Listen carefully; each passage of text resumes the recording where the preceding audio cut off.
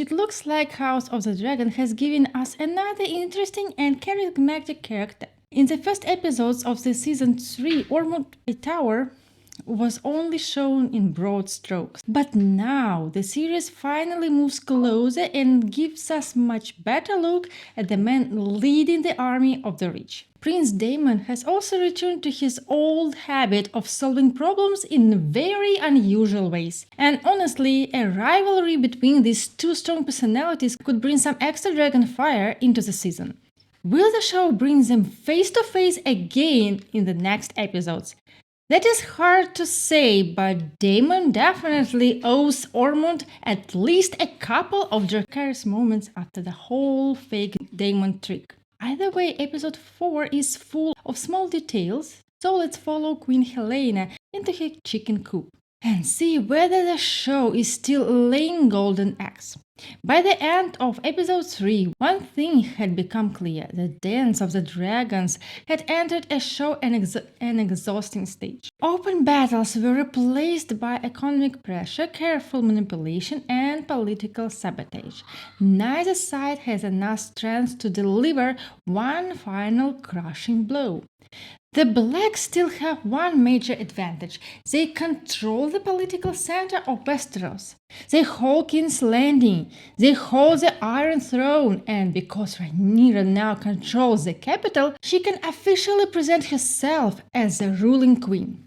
The Blacks also have a huge advantage in air.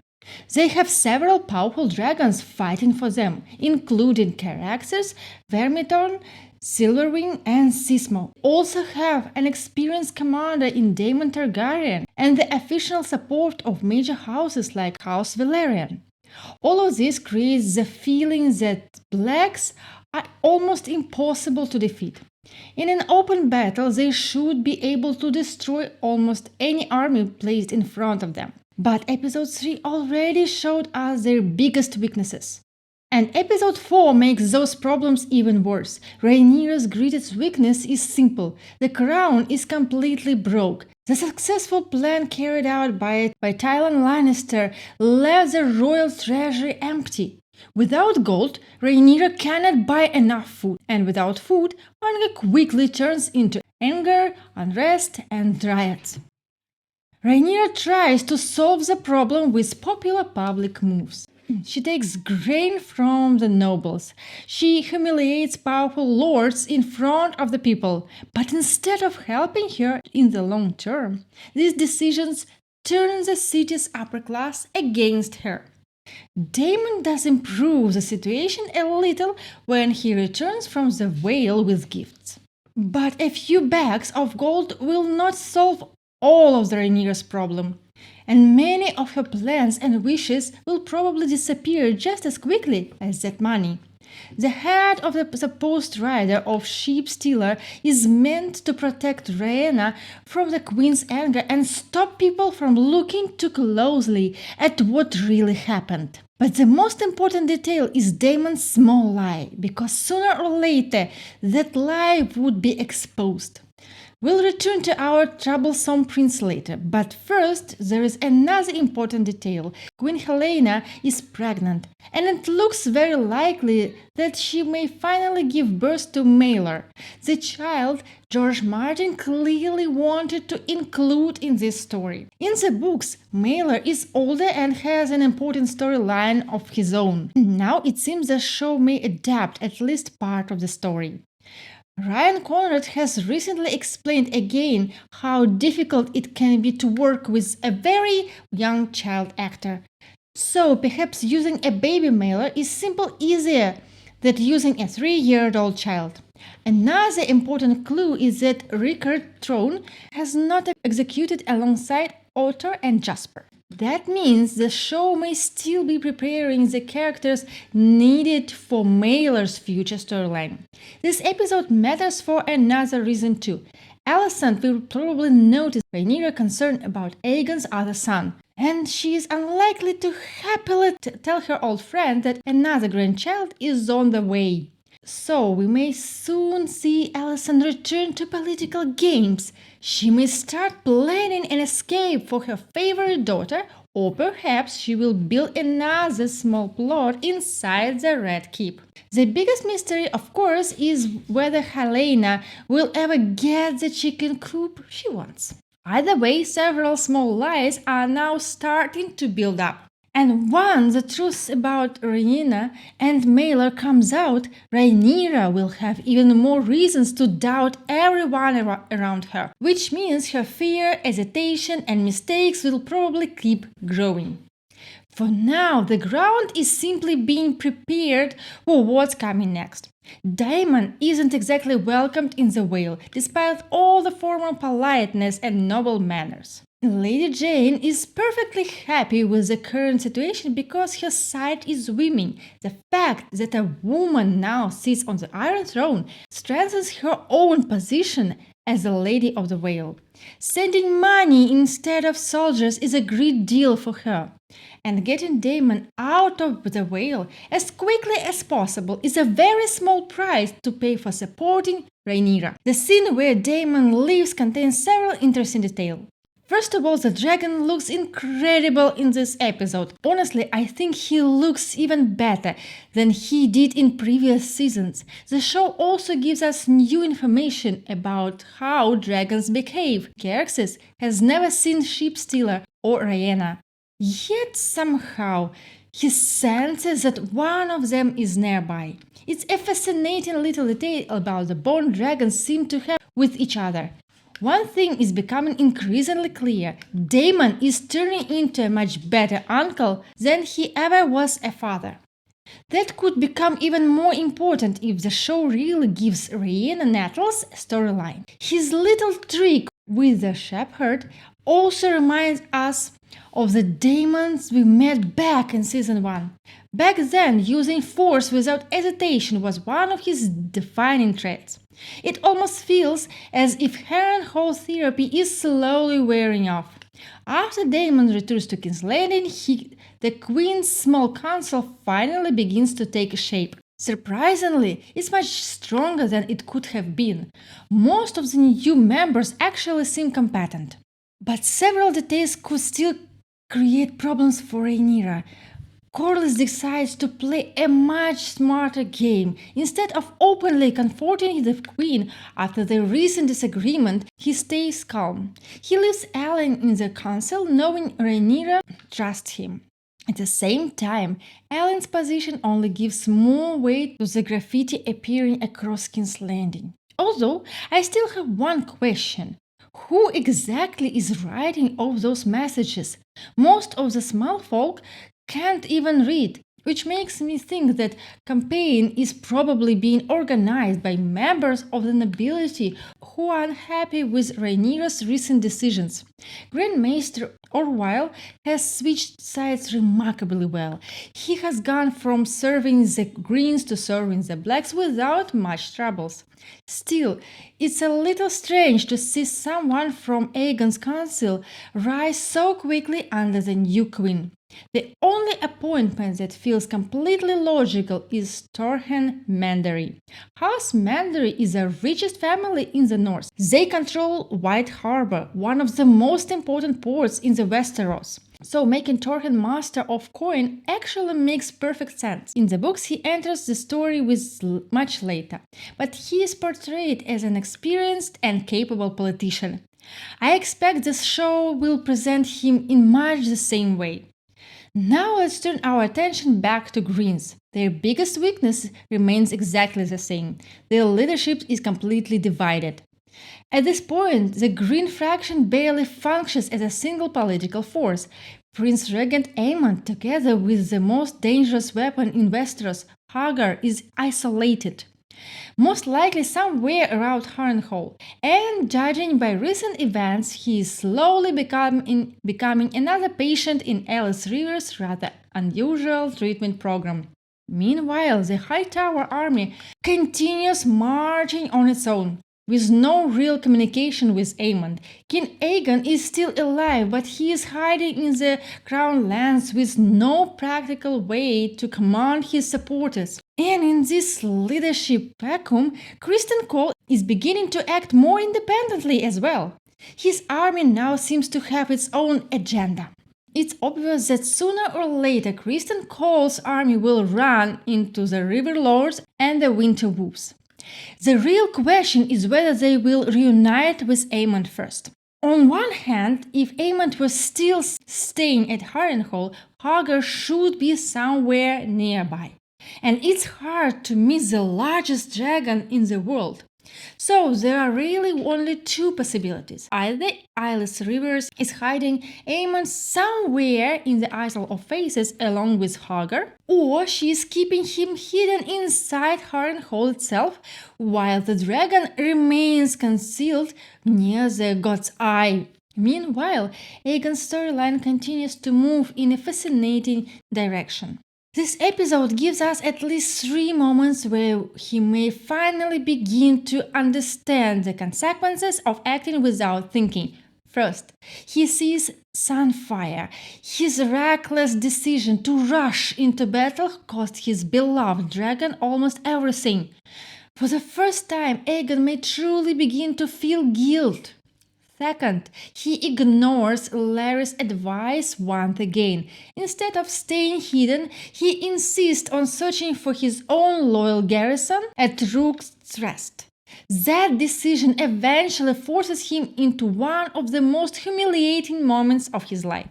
Having to kneel and kiss another man's feet, especially with Larry's watching, isn't exactly something a king dreams about. But once again, Aegon created the situation himself. He keeps speaking before thinking. He keeps acting before planning.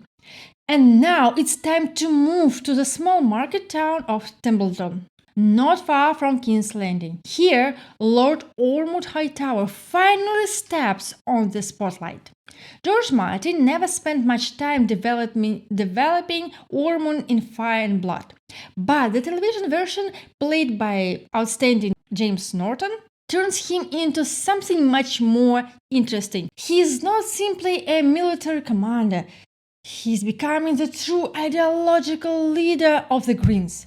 Whenever Ormund appears while governing Templeton, he carries Vigilance, the Valyrian steel sword of House Hightower. In the books, this very sword is later used when Ormond knights Prince Daeron after the famous victory of the Battle of Honeywine, where the prince earns the title Daemon the Daring. But the sword creates a fascinating contradiction. Ormond gives a passionate speech to his young nephew, calling the Targaryens nothing more than barbarians. According to him, the Valyrian conquerors enslaved Westeros only because they relied on dark magic and dragons. Meanwhile, the Hightowers and the Andals represent true civilization and a higher divine purpose. Yet, despite rejecting all Valyria's legacy, Ormond proudly carries a sword forged by that very same Valyrian magic. It's a wonderful little contradiction hidden inside his character. I mentioned earlier that the real Daeron briefly appeared in previous episodes. But episode 4 gives Ormond much more depth. Alicent talks about him. Grain mentions him. Grand Maester Orwyle discovers Otto's correspondence with his nephew. Even Ormond's ideology is reinforced by several different characters rather by Ormond alone. Alicent even mentions that she once hoped Daeron would grow into the perfect Hightower hair. That detail also raises another interesting question. Why does Daeron have brownish red hair? The fact Daeron, that Daemon brought to King's Landing, had silver hair, but the real Daeron, played by Benjamin Evan Ainsworth, clearly doesn't. Genetics has always been one of the biggest driving forces behind conflict in George Martin's world. The dark hair of Rhaenyra's older sons became one of the main reasons the kingdom split apart in the first place. In Fire and Blood, Daeron is described as having the classical Valyrian appearance. So perhaps the explanation is much simpler: hair dye. If one boy's hair could be bleached, another boy's hair could just as easily have been darkened. For Ormond, Daeron's hair color is more than just appearance, it's ideology. He's riding the boy with strict discipline. He wants to erase every trace of Daeron Targaryen's side and shape him into the perfect Hightower king, a ruler who will be completely loyal to Old Town. The show also reveals Ormond's personality through everyday moments. At the beginning of the episode, he holds a military meeting with Lord and Lady Faultley, the original rules of Tumblestone. The interesting part, he's completely naked, relaxing in a large wooden bath. Maps, reports, and battle plans are spread all around him. Some viewers immediately point out that the scene looks very similar to Geralt's famous bathtub scene from The Witcher. Whether that reference was intentional or not, one thing is becoming clear: showing male nudity has almost become a tradition in this franchise. We've already seen Daemon, Aegon, Aemond, even Dunk from a king of the Seven Kingdoms. Now Ormond joins a rather unusual club. The symbolism of the scene works in several levels. Earlier, Alyson mentioned that Helaena had become more sensitive to smells because of her pregnancy. Meanwhile, Ormond clearly enjoys staying clean, even while leading an army on campaign. But the biggest message is power. Walking around completely naked in the front of the lords and even Lady Faultley shows just how completely Ormond dominates this city. No one questions him, no one challenges him, everyone simply accepts his authority. The episode also gives us a fascinating look at Ormond's idea of justice. Hugh Hammer's wife, Cat, who previously escaped King's Landing to stay with her brother, Janos, becomes the victim of an assault by one of Ormond's soldiers. When Ormond learns what happened, he reacts immediately. He orders the soldier to be castrated. It's a harsh punishment, but also a fair one, at least from Ormond's point of view. Young Daeron is clearly impressed. For a moment, Ormond looks like the perfect knight, an honorable leader who protects the innocent and punishes his own men when they commit crimes. Then, the episode completely turns that image upside down. At the end, Ormond orders Daeron to personally execute Janos. His crime? Trying to defend his own sister from a Hightower soldier. In other words, Ormond punishes the victim's family instead of rewarding their courage. And suddenly we understand something important. His justice has limits. It's fair only as long as it serves House Hightower. The moment Hightower authority is challenged, mercy disappears. Honestly, Ormond doesn't have many sins yet, but I think he is already becoming one of the most memorable new characters this season. Once again, the episode isn't packed with grand battles. Instead, it focused on character development. And personally, I really enjoyed that approach. We get a much deeper look at Ormond. The storylines in King's Landing and Rockcrest continue moving forward. The several small emotional moments make the episode even stronger. Daemon stands near the moon door, the place where the first great conflict of Game of Thrones truly began. The headless body of Maelor and the lifeless Sunfyre. Both serve as haunting reminders of the Battle of Rook's Rest. The rats inside Viserys' old logo model hint that something is still slowly falling apart inside. King's Landing. And finally, Ulf, who somehow managed to survive being denied a noble title, has now been deprived of what he seems to enjoy most in his life. As always, please don't forget to like the video and check that you have subscribed. Thank you so much for watching. I'll see you next time somewhere in the world of Westeros. Bye!